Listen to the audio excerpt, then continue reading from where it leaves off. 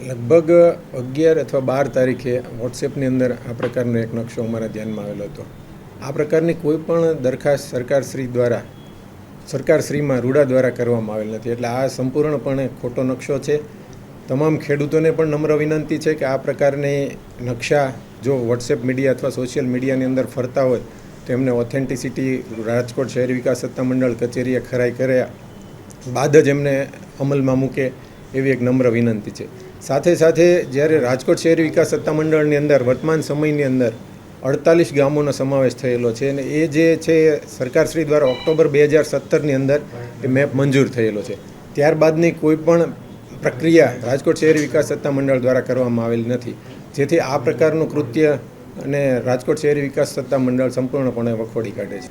એવું એક માની શકાય કે ગ્રામ્ય વિસ્તારની અંદર કદાચ જમીનોનો ભાવ ઉચકાવવા માટે અથવા ફટાફટ ઝડપી બિનખેતી થાય એવા હેતુથી કદાચ આ પ્રકારનું કૃત્ય કરેલું હોય છે, જેને સંપૂર્ણપણે અમે વખોડીએ છીએ. અને જે વ્યક્તિએ આ પ્રકારનું કૃત્ય કરેલું છે એમના વિરુદ્ધમાં કાયદેસરની કાર્યવાહી કરવા માટે અમે પોલીસ અધિકારીને અહીંયાથી પત્ર લખીશું.